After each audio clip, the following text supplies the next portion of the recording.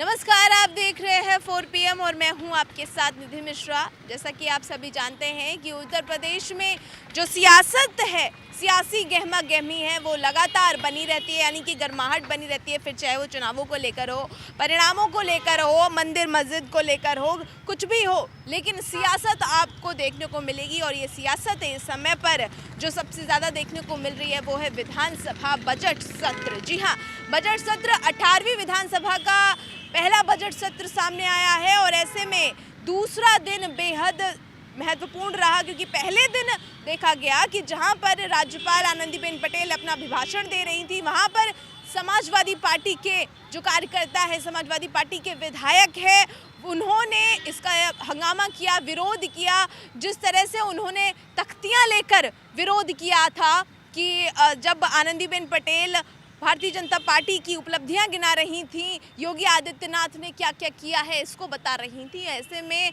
विपक्ष से समाजवादी पार्टी के कार्यकर्ताओं ने इस चीज़ का विरोध किया और इसलिए विधानसभा को स्थगित कर दिया गया, यानी कि दूसरे दिन रखा गया। दूसरे दिन दृश्य बेहद अद्भुत रहा, क्योंकि जहां पर एक और भारतीय जनता पार्टी भगवा टोपी में नजर आ रही थी, भगवा रंग में रंगी हुई थी, तो वहीं लाल रंग की भी झलक विधानसभा में जमकर देखने को मिली। जहां एक और भारतीय जनता पार्टी के बड़े नेता यानी कि मुख्यमंत्री योगी आदित्यनाथ, जहां नेता प्रतिपक्ष अखिलेश यादव के सवालों का जवाब दे रहे थे, लगातार जिस तरह से जो जुगलबंदी देखने को मिली बेहद अद्भुत थी, क्योंकि नेता प्रतिपक्ष अखिलेश यादव ने बड़ी ही मजबूती से समाजवादी पार्टी को खड़ा करने की कोशिश की है कि विपक्ष में बैठकर भी कमज़ोर साबित नहीं होंगे। जी हाँ, अखिलेश यादव ने लगातार महिला सुरक्षा से लेकर स्कूल की यूनिफॉर्म तक सब पर सवाल किया है भारतीय जनता पार्टी से। ऐसे में सब कुछ जवाब देना भी उचित रहा और जो दृश्य देखने को मिला बेहद बराबरी का देखने को मिला, क्योंकि जहां एक और समाजवादी पार्टी के अध्यक्ष अखिलेश यादव मुख्यमंत्री योगी आदित्यनाथ से सवाल पूछ रहे थे कि महिला सुरक्षा को लेकर कैसा इंतजाम है, महिला सुरक्षा को लेकर भारतीय जनता पार्टी ने कोई काम नहीं किया है, अपराध लगातार बढ़ रहे हैं। गोरखपुर का मुद्दा उठाते हुए उन्होंने महिला सुरक्षा को लेकर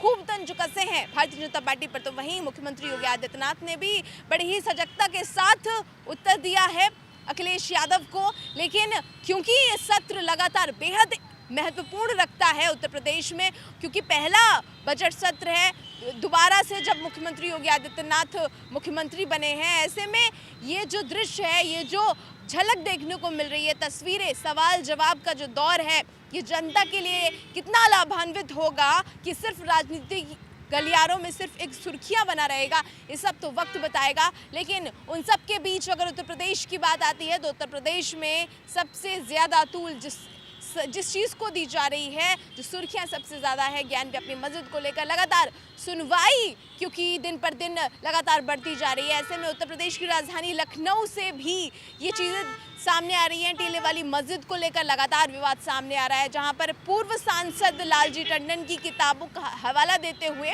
और हालांकि उन्होंने अपनी किताब में इस बात का जिक्र भी किया कि लखनऊ में जो टीले वाली मस्जिद है उसे लक्ष्मण टीला कहा जाता है। इस तरह का विवाद और जो हिंदुत्व को प्रोत्साहित करते हैं, प्रोत्साहना देते हैं, उन लोगों ने इस बात का मोर्चा खोल दिया है कि भाई मस्जिद है और इसके नीचे ऐसे हो सकता है कि उनको ऐसा शक है कि ज्ञान व्यापी मस्जिद में जिस तरह से शिवलिंग के साक्ष्य मिले हैं, जिस तरह से बाबा के दर्शन हो गए हैं, ऐसे हो सकता है कि टीले वाली मस्जिद को भी ऐसा ही किया गया हो और ये ढहाया गया है। तमाम तरीके के विवाद उत्तर प्रदेश की राजधानी लखनऊ के टीले वाली मस्जिद में भी सामने आ रहे हैं। और अब ऐसे में 4 PM के संवाददाता क्षितिज कांत टीले वाली मस्जिद से क्या कुछ बता रहे हैं, सुनाते हैं आपको। इस समय मैं राजधानी लखनऊ में हूँ और आप मेरे पीछे देख पा रहे होंगे कि ये टीले वाली मस्जिद के पास में मैं खड़ा हुआ हूँ। अयोध्या, मथुरा, काशी, क्या अब है राजधानी लखनऊ की बारी? ये मैंने ऐसा क्यों कहा, आपको बता दूं, राजधानी लखनऊ में जिस जगह पे मैं पीछे देख रहे हैं टीले वाली मस्जिद, ये मामला पूरा लगातार इसको लेकर के विवादित होता जा रहा है। तो मथुरा से अगर काशी तक की अगर आप बात करेंगे तो मस्जिदों को लेकर के तमाम विवाद लगातार आप देख पा रहे होंगे, तमाम न्यूज़ चैनल में विवाद चल रहे हैं और विवादास्पद स्थिति है। और कोर्ट की अगर मैं बात करूं तो कोर्ट में तमाम जो केसेस हैं वो पेंडिंग चल रहे हैं। आपको बता दूं जो राजधानी लखनऊ है ये भगवान राम के छोटे भाई लक्ष्मण के नाम से लक्ष्मणपुरी मानी जाती थी। और आप ये जो पूरी जो मस्जिद देख रहे हैं इसके बारे में आपको बता दूँ तो ये जो पूरा जो इसका जो इतिहास है, इसके इतिहास की माने तो ये एक टीला हुआ करता था जो कि लक्ष्मण टीला कहलाता था।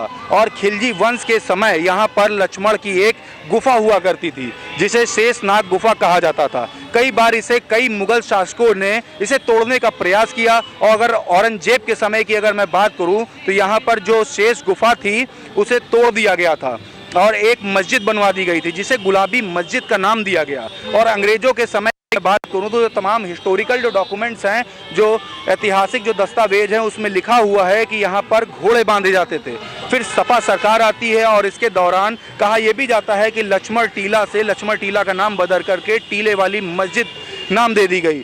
और इस समय की अगर मैं बात करूं तो ये विवाद इस पर छिड़ गया है। अगर मैं बात करूं तो इस समय जो शिशिर चतुर्वेदी हैं जो कि हिंदू महासभा के अध्यक्ष है, उनका ये कहना है, ये जो आप देख रहे हैं ये नगर निगम का एक सामने पार्क है, यहाँ पर एक लक्ष्मण की एक यहाँ पर मूर्ति लगवाई जाए। जहाँ पर मंदिर मस्जिद को लेकर लगातार उत्तर प्रदेश में जो माहौल गर्मा रहा है वो हो सकता है 2024 तक एक नया मोड़ ले ले, क्योंकि 2024 लोकसभा चुनाव बेहद महत्वपूर्ण है उत्तर प्रदेश में, क्योंकि इसकी सबसे ज़्यादा जो धमक है वो देखने को मिलती है, क्योंकि सबसे ज़्यादा लोकसभा सीटें उत्तर प्रदेश में ही है। लगातार आपको बता रहे हैं, फिर चाहे वो उत्तर प्रधानमंत्री नरेंद्र मोदी का क्षेत्र हो, मुख्यमंत्री योगी आदित्यनाथ का क्षेत्र हो, या फिर इस समय पर जो राज्यसभा के चुनाव हैं वो बेहद महत्वपूर्ण हो जाते हैं। 11 राज्यसभा सीटों पर चुनाव होने हैं जिसकी तारीखों का ऐलान भी धीरे धीरे हो ही रहा है। 10 तारीख हो सकता है सामने आ जाए। ऐसे में भारतीय जनता पार्टी और समाजवादी पार्टी लगातार